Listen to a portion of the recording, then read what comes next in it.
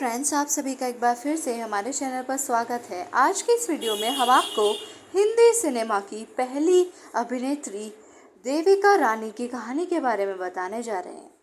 विदेश में पढ़ी लिखी आज़ाद ख्यालों की देविका रानी की पर्सनल लाइफ बड़ी ही दुश्वार रही थी। 1930 से लेकर 1940 तक फिल्मों में काम करने वाली पहली महिला एक्ट्रेस मानी जाती हैं ये। ऐसी साहसी महिला को भी पति की प्रताड़ना झेलनी पड़ी थी और इसकी पूरी कहानी हम आज आपको बताने जा रहे हैं।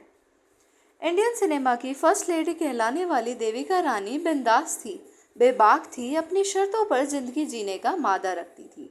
बेहद खूबसूरत देविका ने उस दौर पर रुपहले पर्दे पर एंट्री की जब महिलाओं को घर से बाहर निकलने तक पर पाबंदी थी। देविका ने एक्ट्रेस बन समाज को नई दिशा दिखाई और फिल्मी दुनिया में महिलाओं की एंट्री की राह आसान की। भारतीय सिनेमा आज जिस मुकाम पर है उसमें एक बड़ा योगदान देविका रानी का भी है। यही नहीं, पर्दे पर किस सीन के लिए भी याद की जाती हैं ये। आज भी पर्दे पर किसिंग सीन पर हो हल्ला मचता है। सोचिए, देविका रानी ने जब उस दौर में ये करा होगा तो कितना तहलका मचा होगा। विदेश में पढ़ी लिखी आज़ाद ख्यालों की देविका ने अपनी प्रोफेशनल लाइफ में भले ही दुनिया में भारत का नाम ऊंचा किया, लेकिन पर्सनल लाइफ उनकी बड़ी ही बेकार रही थी। जिसे हम सफ़र बनाया उससे मानसिक और शारीरिक दोनों तरह की यातना इनको सहने को मिली थी।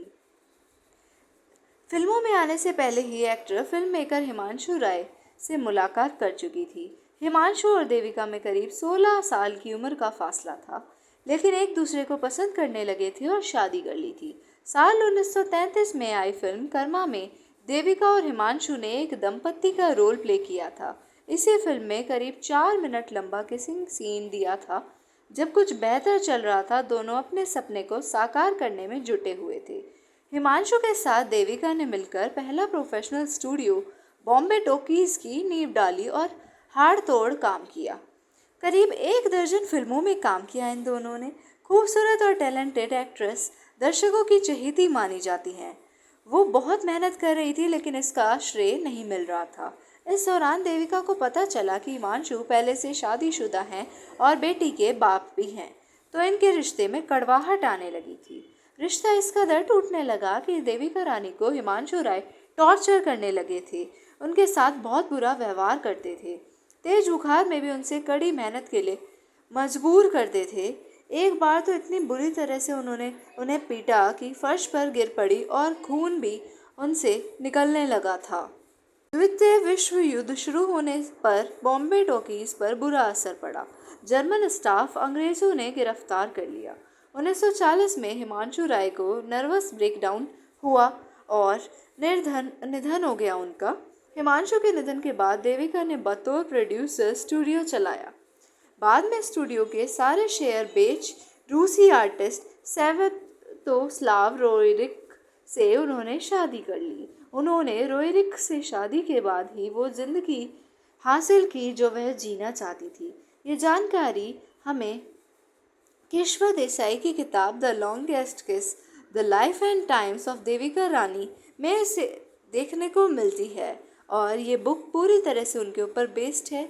इस बुक में भी उनका पूरी चर्चा की गई है। और अगर आपको देविका रानी की ये कहानी अच्छी लगी और उनकी ये शुरुआत और किस तरह से उन्होंने यातनाएं सही कि वो इतनी बड़ी अभिनेत्री और इतने बेबाक ख्यालों की होने के कारण भी उन्होंने यातनाएं झेली, लेकिन फिर एक पल ऐसा भी आया जब उनका जीवन बिल्कुल बदल गया। उनकी किस्मत खुल गई जब उन्होंने रोयरिक से शादी कर ली थी। अगर आपको उनकी ये कहानी पसंद आई तो चैनल को लाइक, शेयर और सब्सक्राइब करना और हमारे चैनल से अपना प्यार और सपोर्ट और समर्थन बनाए रखना बिल्कुल भी मत भूलिएगा। आप सभी का वीडियो को देखने के लिए और हमारे चैनल पर आने के लिए बहुत बहुत आभार और शुक्रिया मैं प्रकट करना चाहती हूँ। अगर आपको हमारी ये वीडियोस पसंद आती हैं तो कमेंट्स में आप हमसे किसी भी वीडियो को बनाने के लिए कह सकते हैं जिसमें आप किसी भी एक्ट्रेस से जुड़ी जानकारी हमसे मांग सकते हैं। आप सभी का वीडियो को देखने के लिए धन्यवाद।